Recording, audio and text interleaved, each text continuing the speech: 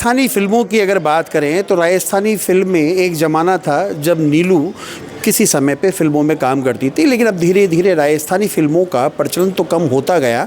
राजस्थानी फ़िल्मों के कलाकार मुंबई में जाके अपनी किस्मत आजमाते थे, लेकिन आज वो मुंबई के मंच पर जयपुर का नाम और ख़ासकर राजस्थान का नाम रोशन कर रहे हैं। डेस्टिनेशन मैरिज के लिए राजस्थान तो बड़ा फेमस है, लेकिन अपनी लोकेशन और सभ्यता कला संस्कृति के लिए भी जयपुर और राजस्थान फेमस है। आज हम ऐसे ही एक फ़िल्म के मंच पर हैं जहां पर राजस्थान से जुड़े और प्लस मुंबई के जुड़े कलाकार यहां पे हमारे साथ में हैं। उनसे जानेंगे राजस्थानी, क्योंकि पिक्चर का जो टीचर लॉन्च हुआ है वो जयपुर में लॉन्च किया है, क्योंकि इसकी ख़ास बात ये रही कि ये पिक्चर जो है जयपुर के कलाकारों को द्वारा बनाई गई है। सबसे पहला सवाल मेरा जो है फ़िल्म की हीरोइन से है, क्योंकि फ़िल्म जो है एक बाप बेटे की भावनाओं को दर्शाती है और बाप बेटे के प्रेम को कैसे वो आगे बढ़ाती है। हम उनसे बात करेंगे सबसे पहले कि क्या रोल है आपका मूवी के अंदर में। जो अंकित यादव है मेन लीड एक्टर, मैंने उनकी वाइफ का रोल प्ले किया है इस मूवी में। एंड ये मूवी झांसी में शूट हुई थी।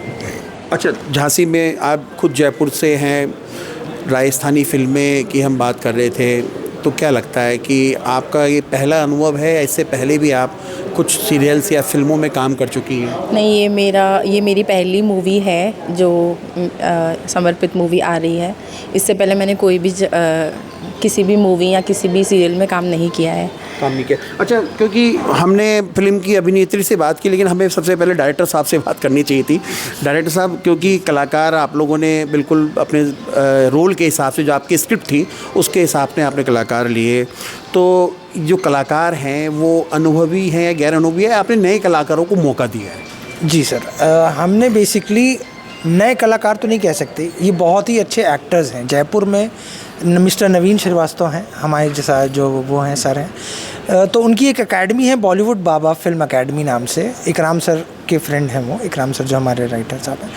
तो उन्होंने हमें कुछ अच्छे एक्टर्स से इंट्रोड्यूस किया कि ये एक्टर्स बहुत अच्छे हैं। तो जब हमने उनके साथ वर्कशॉप्स करी तो हमें लगा कि नहीं यार, जयपुर में तो बहुत अच्छे एक्टर हैं, क्योंकि अगर हम और किसी सिटी के एक्टर्स को लेते तो बहुत पॉलिश करना पड़ता, बहुत टाइम देना पड़ता। लेकिन जैसे इकराम सर ने बोला कि जयपुर के लोगों के अंदर ये खासियत है कि वो जल्दी क्विक लर्नर है, तो समझ लिए ये कोमल और भी जितने आर्टिस्ट हैं जयपुर के, इन्होंने बहुत शॉर्ट टाइम ऑफ पीरियड में बहुत अच्छा काम करके दिया है। जो हमको रिक्वायर्ड थी हमारी फिल्म के लिए, एकदम खरे उतरे हैं उसमें। अच्छा बाबा भाई, एक मेरा सवाल ये है कि शायद आपने अभी सुना होगा कि राज मंदिर अपने पूरे 50 साल पूरे कर रहा है, तो और 1 तारीख से लेकर वो 5 तारीख तक अपनी वो फिल्में दिखाएगा जो कई सालों तक चली। तो क्या लगता है कि राज मंदिर, क्योंकि अपने आप में वर्ल्ड का फेमस एक पिक्चर हॉल है, लोग कहते थे कि मराठा मंदिर का ये कॉपी है, लेकिन राज मंदिर एक अलग पहचान रखता है और मराठा अलग रखता है। जैसे राज मंदिर फेमस हुआ, मैंने अपनी शुरुआती तौर पे नीलू का जिक्र किया, नदीम श्रवण जो थे सब राजस्थान से निकले हुए हैं, लेकिन अभी तक ऐसा एक कलाकार जो विश्व के मंच के ऊपर में, जयपुर का कलाकार विश्व के मंच पर अभी तक अपनी पहचान नहीं दिखा पाया। सर क्या बात कर रहे हैं आप? आपके जयपुर के इतने बड़े स्टार हैं, आज वो हमारे बीच में नहीं रहे हैं। मेरे बहुत अच्छे दोस्त थे, एक तो असरानी जी, दूसरे इरफान खान साहब। इरफान खान और असरानी जी का तो देखिए, उनका वो शख्सियत है जिनका जिक्र मैं नहीं करूँगा, क्योंकि वो एक तरह से सिग्नेचर छाप छोड़ के गए हैं। लेकिन जो युवा पीढ़ी है, युवा पीढ़ी के बहुत से कलाकार हैं जो स्ट्रगल कर रहे हैं। मेरा मतलब उनसे है कि जो नवयुग है, युवा है, वो देखिए क्या होता है कि युवा लोगों को एक अच्छी ट्रेनिंग की ज़रूरत होती है, एक अच्छी गाइडेंस की ज़रूरत होती है, जिसके लिए बॉलीवुड बाबा यहाँ शुरू किया गया है। और हमारी ये जो सनराइज़ एकेडमी है, ये हमने बहुत बड़ी शुरू की है अभी, जिसके ज़रिए हम राजस्थान के बहुत से बच्चों को उसमें ट्रेन करेंगे। क्योंकि मैं तो पिछले 35 साल से फिल्में लेकर रहा हूँ सर, है ना। मेरी बहुत सारी फिल्में आपके राज मंदिर में रिलीज़ भी हुई हैं। तो जयपुर आ रहा हूँ मैं लास्ट पिछले 35 साल से, मेरी बहुत फिल्में यहाँ शूट हुई हैं। तो यहाँ पर टैलेंट तो बहुत है, सिर्फ वही है कि उनको अच्छे से निखारने वाला चाहिए और उनको प्रमोट करने वाला चाहिए। तो हम लोगों ने अब ये संकल्प लिया है कि हम यहाँ के बच्चों को संकल्प ट्रेन करेंगे, और जैसे समर्पित में काम दिया है, ऐसे जो भी आगे फिल्में बनेंगी उसके अंदर उनको अच्छा प्लेटफॉर्म दिया जाए। अच्छा, बिल्कुल। देखिए, हमारे साथ अब फिल्म के कलाकार हैं, हम उनसे बात करेंगे, क्योंकि फ़िल्म का नाम समर्पित है बेटी के प्रति। यादव साहब, मेरा सवाल ये है, क्योंकि क्या लगता है आज 2026 में हम जी रहे हैं, समर्पित बनाने की ज़रूरत क्यों पड़ी? सर बेसिकली समर्पित हमने इसलिए बनाई है कि अब जो जनरेशन है वो समझती नहीं कि उनके पेरेंट्स उनके लिए कर क्या रहे हैं, कैसे उनको चीज़ें मिल रही हैं, जो भी अवेलेबिलिटी चीज़ों की है वो उनको बिल्कुल भी उसकी केयर नहीं है। At the end of the day हमने अपने पड़ोस में बहुत सी जगह देखा कि अब जो बेटे हैं, मतलब 90s तो हटा दीजिए, अब जो बच्चे हैं वो अपने माँ बाप को मतलब मैंने मारते हुए भी देखा है। तो ये बहुत हार्ट ब्रेकिंग था हमारे लिए। जब हमने और एहसान भाई ने ये फ़िल्म लिखी तो हमें समझ में आया कि इस फिल्म की बहुत ज़रूरत है। और हम पहले OTT पर ये फ़िल्म रिलीज़ कर रहे थे, हमने सोचा था कि OTT पर रिलीज़ करेंगे, लेकिन जब ये फ़िल्म रेडी हुई बनके और लोगों का हमने इस पर रिस्पॉन्स देखा तो हमें समझ में आया कि नहीं, ये फ़िल्म हमें थिएटर में ही जानी चाहिए। तो हम लोग इसको 300+ स्क्रीन्स पर अभी रिलीज़ कर रहे हैं 19 जून, और 21 को फादर्स डे है, जैसा कि हम लोग ऑलरेडी बता रहे हैं। और इस फिल्म में मैंने 3 डिफरेंट टाइमलाइंस प्ले किए हैं। एक अपना 25 से 30 साल की एज ग्रुप जो मेरा रियल है, फिर एक 40 से 45 साल और एक 65+। तो बहुत एज एन एक्टर सीखने को मिला। इसमें मेरे साथ जया भट्टाचार्य जो कि टीवी की और फिल्म्स की बहुत अच्छी एक्ट्रेस हैं, काफ़ी फिल्म्स उन्होंने की है अभी। फिर जावेद हैदर मेरे साथ हैं, देव व्यास हैं, प्रशिका है शर्मा, तो काफ़ी अच्छे एक्टर्स के साथ मुझे काम करने को मिला, तो बहुत अच्छा। जी अर्पित जी, क्योंकि फिल्म का पूरा केंद्रीय बिंदु जो है वो आप दोनों पे घूमता है वो, क्योंकि हमें दर्शकों को बताना भी ज़रूरी है, क्योंकि आज जो हम 2026 में जी रहे हैं, जेन ज़ी जिसको हम बोलते हैं, अभी के जो बच्चे हैं, क्योंकि मैंने फिल्म के आपके हल्के से ट्रेलर देखा कि बेटा बाप को डराने का प्रयास कर रहा है। क्या लगता है कि ये जेन ज़ी की माइंड ही ऐसा है, या ये हमारी टेक्नोलॉजी हमारे पे बच्चों पे हावी हो रही है? ये क्या है ना, अब जो हमारा पेरेंट्स के साथ कनेक्टिविटी थी वो टूट गई, क्योंकि हम इंस्टाग्राम ज़्यादा चला रहे हैं, हम फेसबुक ज़्यादा चला रहे हैं। अभी हमको खाना खाना है, अभी आपने देखा होगा जो अब बच्चे जो पैदा हो रहे हैं 2000 के बाद, मतलब 2020 के बाद, वो आपको उनको अगर फीड करना है तो आपको पहले कोई रील लगानी पड़ेगी, फिर आप उनको वीडियोस दिखाएंगे, उसके बाद आप जाके बच्चा खाना खाता है। तो पेरेंट्स के साथ तो सर वैसे भी कनेक्टिविटी टूटती जा रही है ना। और कोविड के बाद से जो है वो पेरेंट्स के साथ हमारा रिलेशन जो था वो ना, वो नीचे जाता जा रहा है, उसका ग्राफ नीचे जा रहा है। और नीचे जाने की वजह ये है फ़ोन। तो हमने इसमें बहुत अच्छे से दिखाया है कि जो आपने दिया इस फिल्म में, जी, आपके लिए कोई आईफोन ला सकता है, लेकिन सेक्रीफाइस ही पेरेंट्स कर सकते हैं। जी जी, इस बात का ही इस फिल्म में है। आप आज कितना भी जैन जी को कह दीजिए, सब कुछ कोई दे सकता है, लेकिन उसके लिए सुप्रीम सेक्रीफाइस सिर्फ उसके पिता या माँ ही कर सकते हैं। और पिता हमेशा अपनी छाती आगे करके खड़ा होगा। ये बात जैन जी को इस फिल्म से समझ में आ जाएगी किसी भी लेवल पे।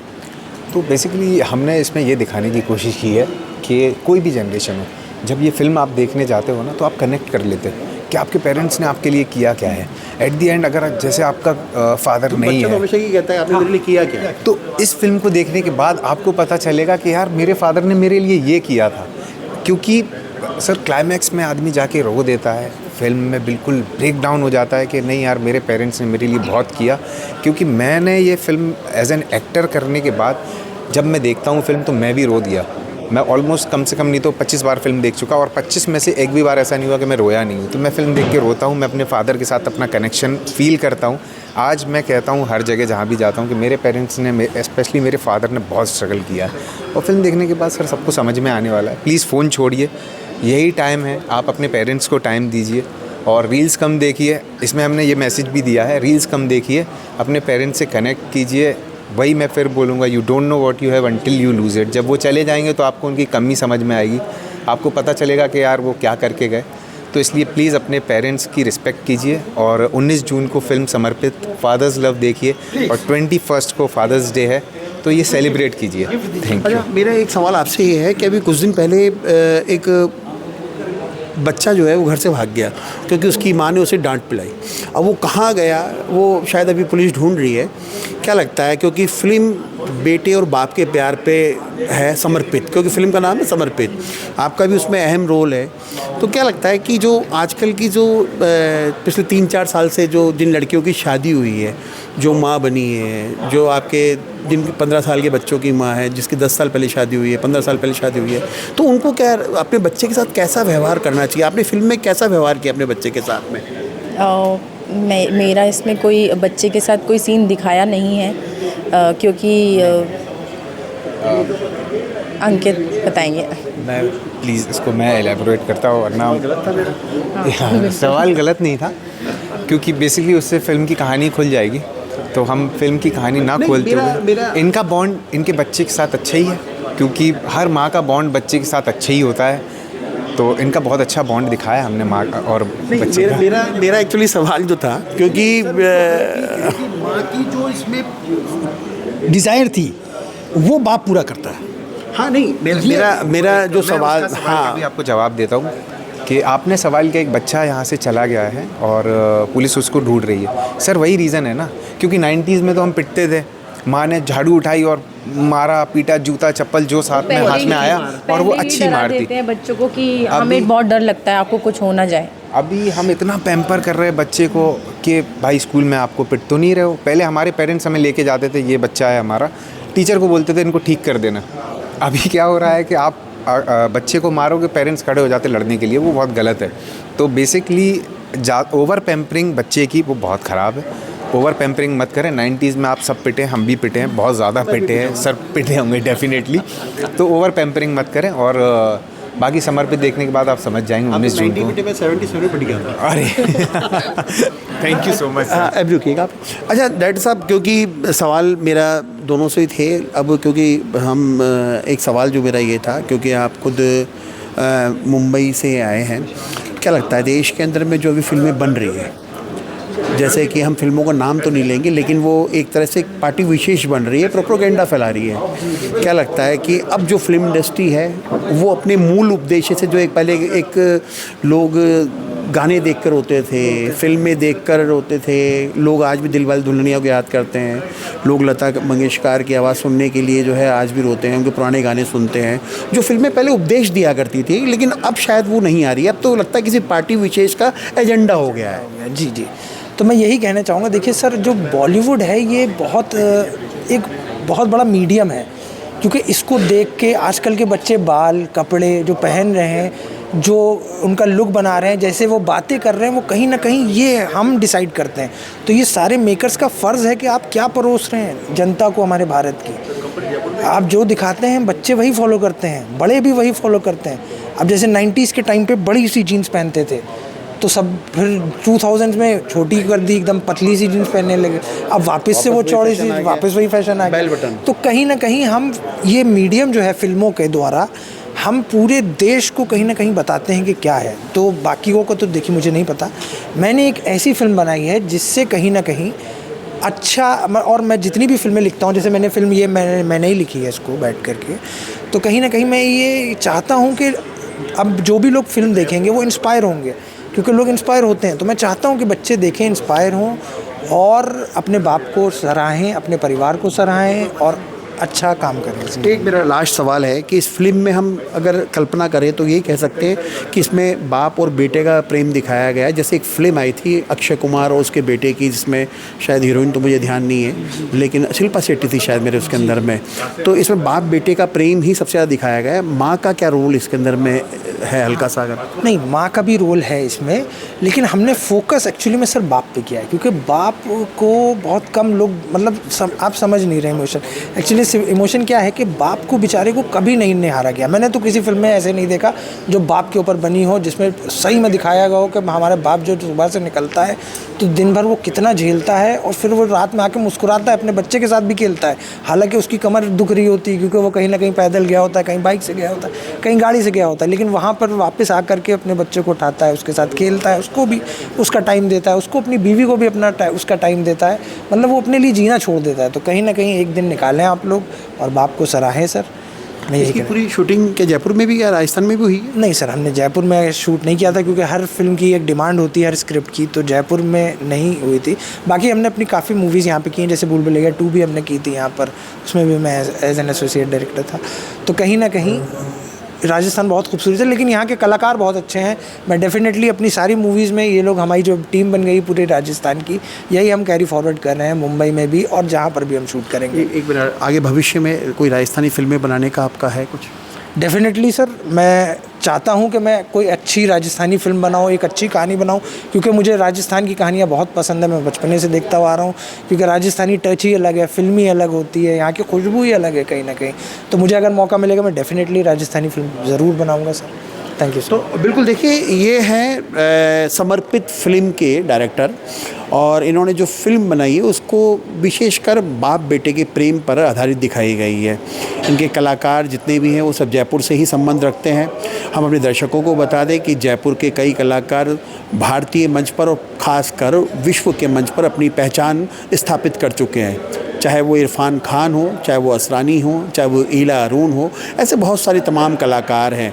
लेकिन अब क्योंकि राजस्थानी फ़िल्मों की बात की जा रही है, जयपुर के अंदर में फ़िल्मों का प्रमोशन तो बहुत होता है, लेकिन राजस्थानी फ़िल्मों की कोई बात नहीं करता है। राजस्थानी फ़िल्मों के कलाकार, एक समय पे ऐसा होता था कि लोग देखने जाते थे।